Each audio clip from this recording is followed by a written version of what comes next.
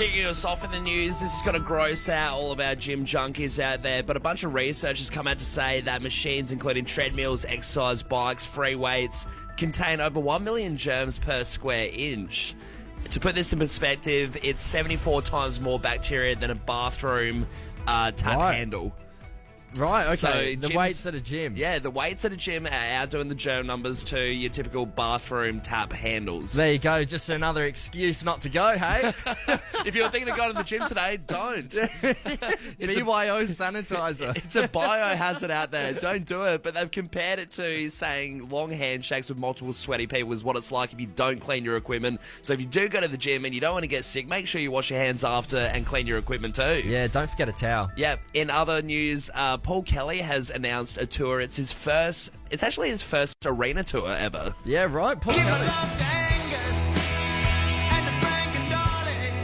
So can't wait for this one. It kicks off on August 26th in Perth, but it'll wrap around to Adelaide on September 4th with tickets going on sale Wednesday the 30th of October. Yeah, we've seen Paul Kelly live. Unreal. Crushed it. Unreal. Very good artist there. We love Paul Kelly. Yeah, and obviously he's doing everyone a favour by going to all the cities across Australia, unlike other people. So it's a very big tour there.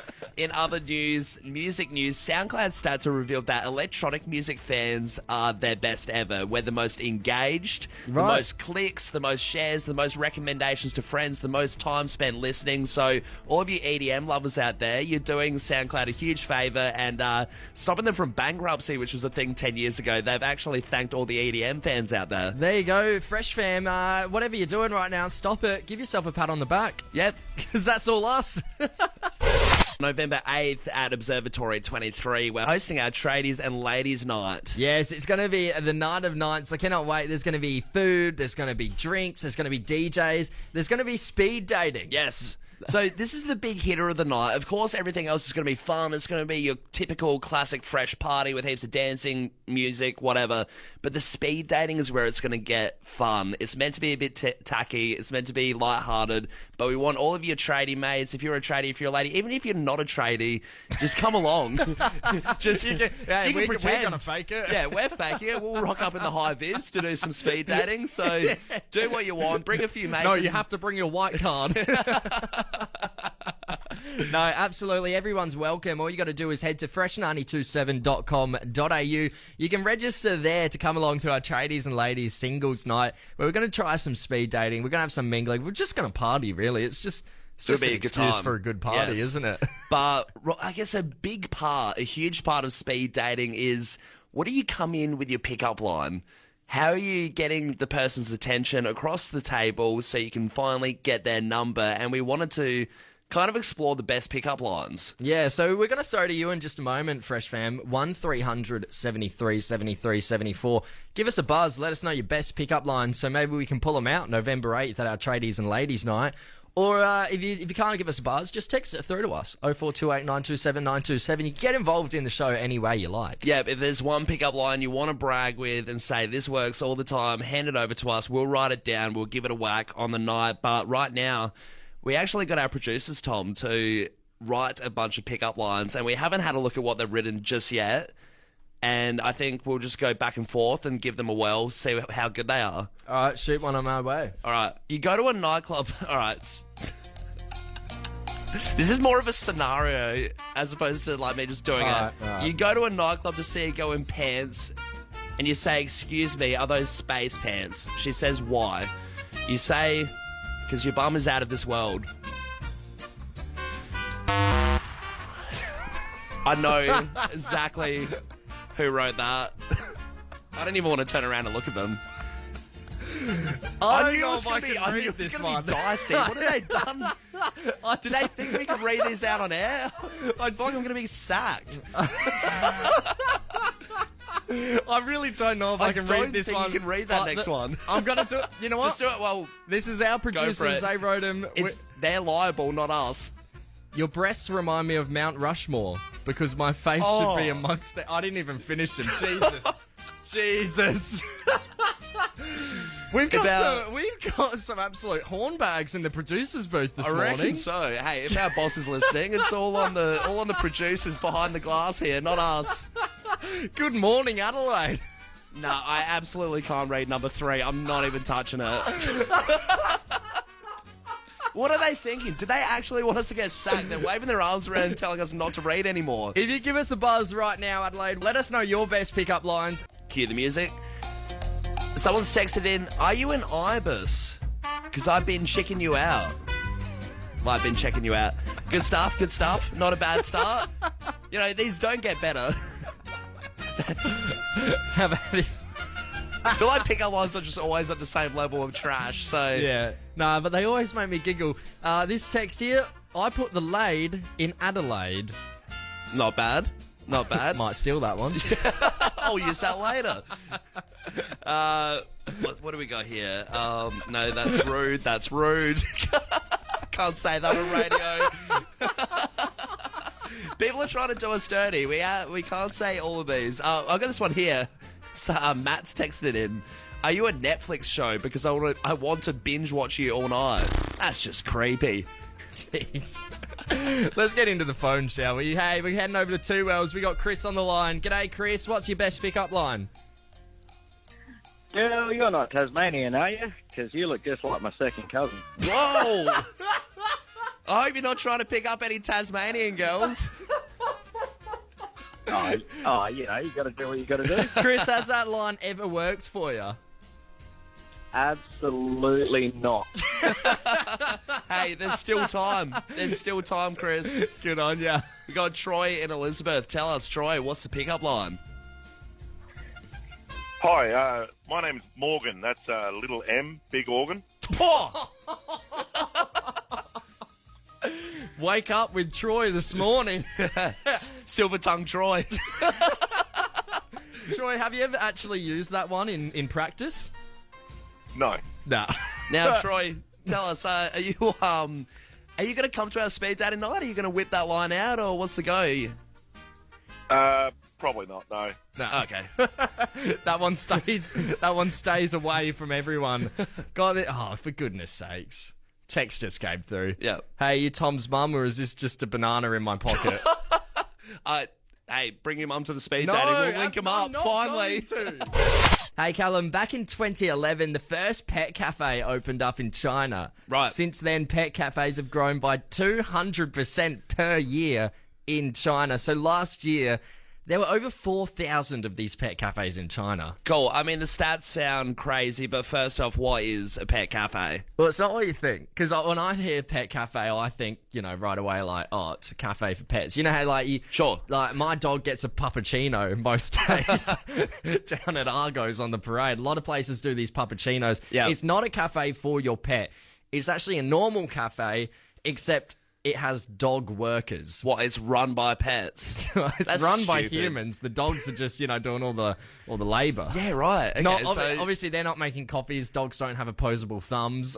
No, I was going to say, where are these hybrid, ultra-smart dogs coming from? What are they putting in the water over there to make sure they can be adequate cafe workers? They kind of just walk around and bring a vibe to the cafe, these dogs. And because there's dogs there, you have to pay an entry fee to get into the cafe. What, they're exclusive dogs? Lassie's there, the original Lassie or something. Big Red. You get an autograph from Red Dog in the Chinese cafe. No, yeah, it's like a $4 to $8 entry fee to get into one of these pet cafes. They have cat cafes as well, but we want to talk about the dog cafes because this article I was reading about them, it's really interesting the process to get your dog to work at one of these cafes. First, you got to write up your dog a CV, like a cover letter. You got to get that all sorted. You have to hand that into the cafe. Then they'll ask you if they have enough space, of course, if they have the wages for the dog.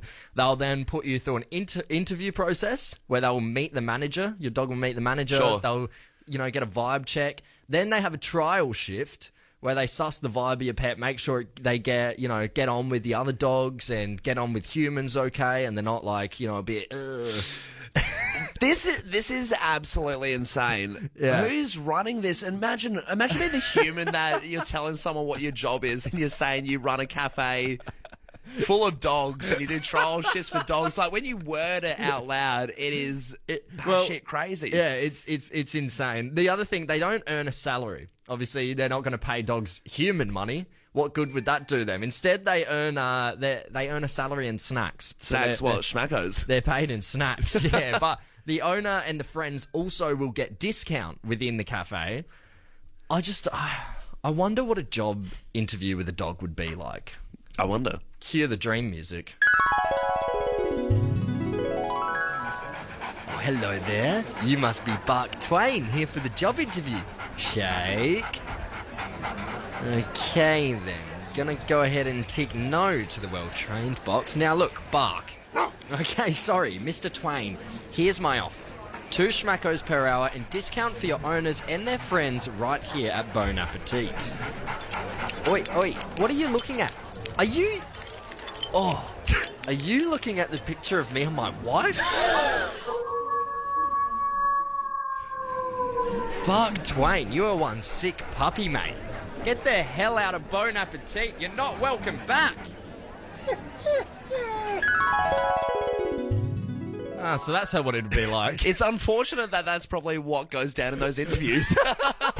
Every day this week, we've been talking about a world record attempt, something we want to attempt to break, and it's after a bloke in Brisbane, Nicholas Manning, slipped on 44 pairs of underwear in 1 minute. Now, to us, this seems quite achievable. Yep. So he's done the rounds. He's been on TV. He's had his spotlight. Let's rip it away from him. Let's have a crack at it and beat that record. Yeah, so we've asked things this week, like which one of us should go for the record. We've asked what kind of underwear should we use? What's the best kind of underwear to use? Right now, we want to know what's the most efficient way to put on underwear. Exactly right. And it seems like the Fresh Fam, they really get excited and involved with crazy things. And this seems to be one of them that everyone's very invested in. And we've already got heaps of advice on how we got to do this. But this is the next tricky question. How do you slip on the underwear? Yeah, What technique? Because what technique do you use in day-to-day? Well, kind of... It's weird I didn't to realise think this was about. such a hard-hitting question. Yeah, I have a machine with 2 arms that slides it on my body. Right, because in day-to-day life, I would be one leg up. in, the other leg in, Yeah, standing exactly. up. Yeah. So it's 1 leg at a time.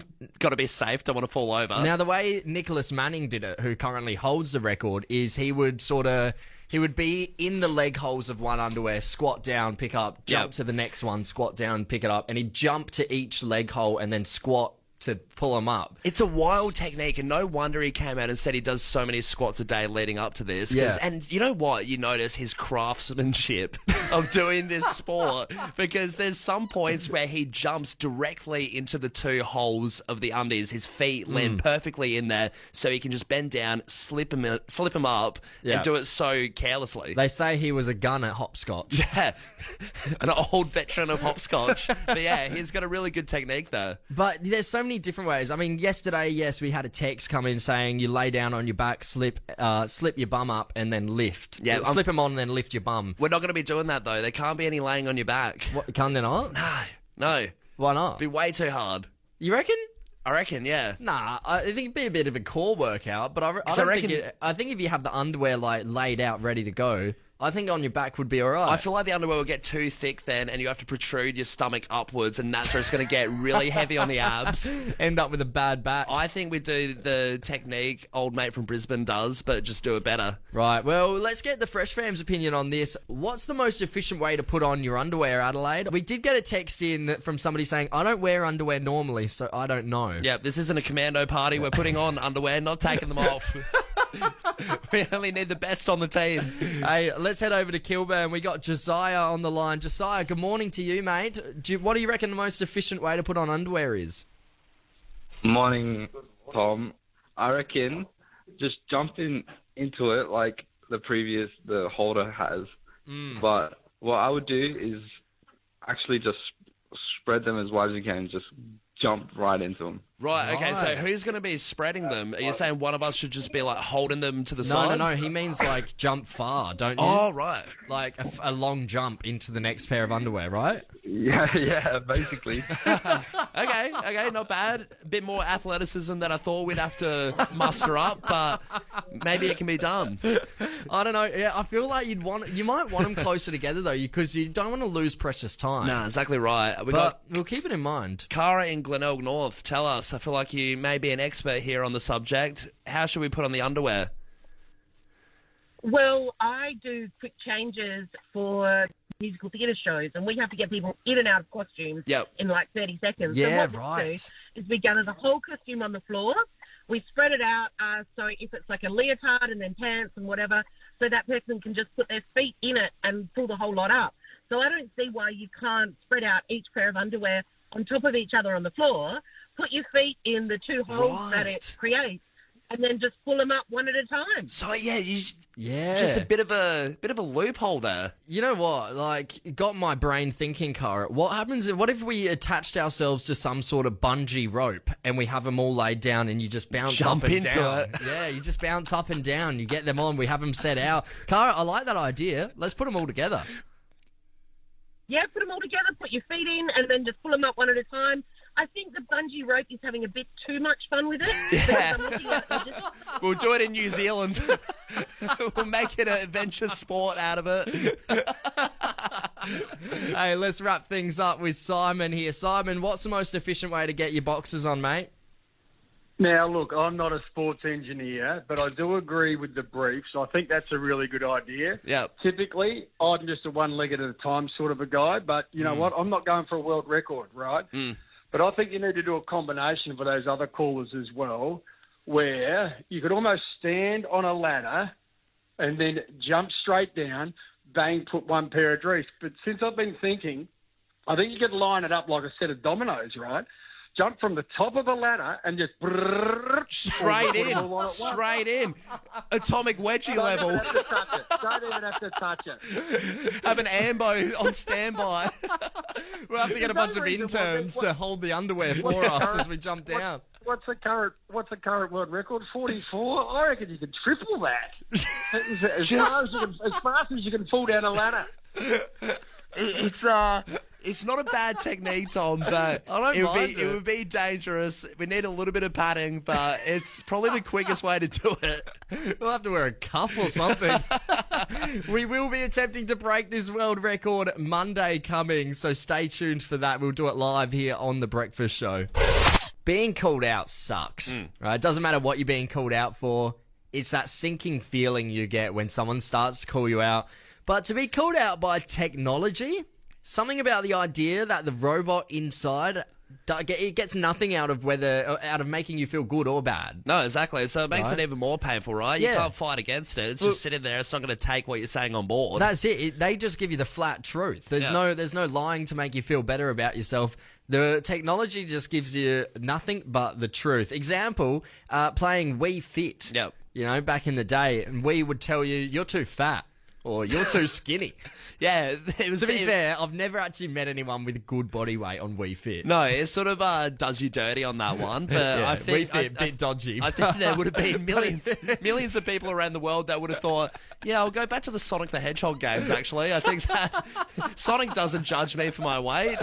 Yeah. You're waking up, getting on the Wii Fit ball, being like, I think I'll go for a run inside my home. Hey, you're fat. Like, oh, God. The Wii Fit I'll was go such outside. a weird, side note, a weird concept, wasn't it? Yeah, it really was. That you could do the tightrope game and stuff like. There's a lot to it. But Callum, my sweet, poor, defenseless mother took a hit from tech just yesterday. Okay, all right. What happened? She was out with my dog Bentley. They were walking up the parade to stop at their favourite little coffee spot. Mum gets a coffee.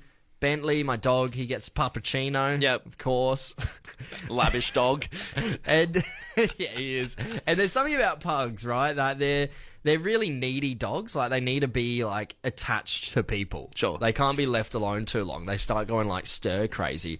And as he's going, like, a little bit, like, let me up, Mum bends down to grab him or something or other, and her watch starts going off. And it's an Apple Watch, so it stores all the info of, like, how old you are and all that other jazz for fitness stuff. But I guess she got down so quick to grab Bentley, my dog, that her watch just starts going crazy. So she checks it, like, what is going on? What is that noise? I haven't heard that before. And the watch is displaying a message. It looks like you've fallen over. No. Shall I dial 000? I've fallen and I can't get up. It's not The what you watch want. is calling my mother old. Burn it. It just pops up with on the screen. You've dropped your sewing kit as well. Side note, me talking about how much it sucks to be called out. Yeah, sorry, Mum. Adelaide, let's wind back the clock. The new quiz with a bit of a spin.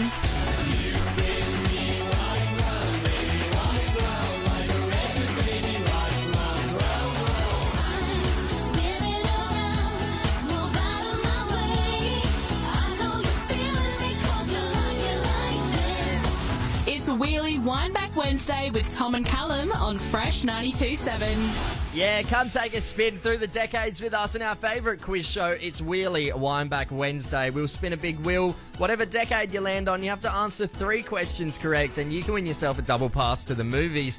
Unless you land on the 2000s. We've already answered one of those questions, so you only need to get 2 correct. Geez, and this game does get a little bit heated. It gets intense. People miss a question. It goes on to the next person. They get it right. They go in for the steal, and then they lose. So anything can happen when that wheel spins. Yeah, we're going to head over to Anglevale this morning. We got Kyle on the line. G'day, Kyle. How are you, mate? Good, boys. How you doing? Very good. Very well. Now, Kyle, have you ever played It's Wheelie Wineback Wednesday before? I've never played before. Never? First Okay, so time. are you playing in your car a lot? Do you usually do all right when you're answering the questions by yourself? I normally do horrible when I'm asking the questions on myself. Right, okay. Well, let's turn that around. Let's see how you go. Kyle, what decade do you reckon you're the best at out of the 90s up to the 2020s? Probably 2010. 2010s. 2010s. Cool. All right. All right. Well, we've got our resident wheel spinner, Erin, in the studio. She's going to do her best to get the 2010s for you, Kyle. Erin, let's spin, Spin that wheel. Oh, what have we got? Carl, we've got the 2020s. Ooh, that's not what I wanted. No, it's not. Hopefully you can pull through, though, Kyle. Kyle, the first question here. Who performed at the 2020 Super Bowl halftime show? Katy Perry. It's not Katy Perry. On the right track, though, Kyle. Stick around just in case we come back to you. We're going to go to Jules over in Evanston. G'day, Jules. Do you know who performed at the 2020 Super Bowl halftime show? Was it Shakira and J-Lo? She's got it. That's correct. Hey, very close with Katy Perry, but you've snuck in with the right answer there. We've got a movie question for you, Jules. Sacha Baron Cohen returned as what iconic character in 2020? Is it Borat? Yashimash. She's done it again. Jules, you're on a roll. One more question, you win. Are you feeling nervous at all? Oh, no, not yet. Oh, good stuff. All right. Final question. What year did French electronic duo Daft Punk announce their split? Ooh, 2021. She's cracked it! Jules, you've smashed it out of the park! 3 for 3! Woo! You're an expert at the 2020s. Who would have known? Who would have thunk it? Jules, who are you taking to the movies with you? Oh, I don't know. Probably my man. Good stuff. Good stuff. Hey, Jules, you've joined the very exclusive list of winners to It's Wheelie Wineback Wednesday. Is there anyone you'd like to thank? Oh, just myself. Yeah. Myself, and I'd like to thank the wheel. Throw a question to you. If you were a bird, what would be the first thing you do? What kind of bird? Let's go cockatoo. Cockatoo. Actually, it wouldn't matter what kind of bird. I'd do the same thing no matter what bird species I was. I'd terrorise you because you're terrified of birds. Yeah? Yeah. Yeah, I'd hate that. I would get so much joy out of it. If you're a swooping magpie. I would wait outside your home at night just for you to come out the door in the morning and then... Yeah, it sounds horrific. I'd be housebound for sure. Yeah, I you just better wouldn't hope leave. I never turn into a bird. I will stop the reincarnation process in its tracks if I ever get the chance. Stop talking to those witches. Yeah. But this bird over in Sydney has done the unthinkable. It's been stuck inside the Coles supermarket in Campbelltown for almost a month. A month? So, weird decision to What kind of be bird? stuck in there. So, this is a cockatoo. Oh, okay, like me. That literally sounds like the knife scene in Psycho. that cockatoo going off. It's horrific. But apparently, yeah, everyone noticed this cockatoo living in Coles over there in Sydney. Oh, that's a good spot for a bird to build a nest. See, this is a great spot. That's what I'm thinking. If you were a bird, would you not just hit up a supermarket? It's been there for a month living there, and apparently it's just been living lavishly.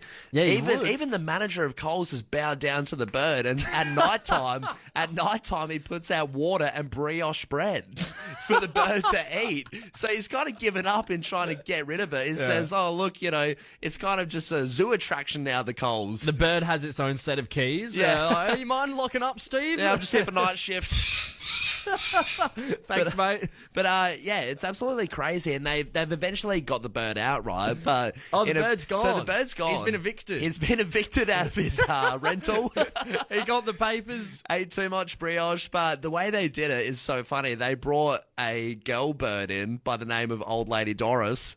And apparently she must just be a bit of a minx because attracted him out of there. Yeah, right. So they hooked him up and they thought, oh, if we bring a girl bird in, then he'll stop eating the brioche and he'll leave the supermarket. And he did. He fell for it. Was it a real bird or did someone just make like a sock puppet? No, Old Lady Doris is real. King Charles and Queen Camilla are currently down under. They're touring the greater country of Australia. When you say touring, it sounds like they're rock stars going around with groupies in a van. They kind of are. They kind of are. They're the rock stars for Royals, sure. A lot of people love the Royals. A lot of people do. I can't get around it, but yeah, a lot of people go bonkers when they get here. Sounds like you're really excited that they're down under. I couldn't care less about the Royals. All right, relax. They're Royals. You Don't really care. need to watch your tongue about these guys. The people are going to come after you. What, the Royals? Well, They're yeah, pretty maybe. old. Yeah, their security isn't. Neither are their fans. But the Royals, I want to talk about King Charles.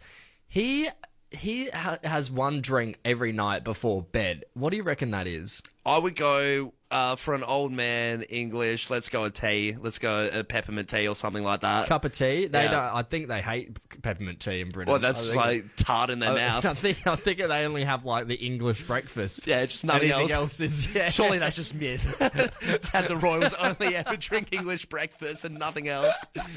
Places like T2 are banned Yeah. in England. Never been, No never would. flavoured teas allowed. No, bloke loves a martini. He loves a martini. Well, he's a bit like James Bond, a bit suave then. Yeah. He loves a martini so much that he has his own martini man who follows him around everywhere.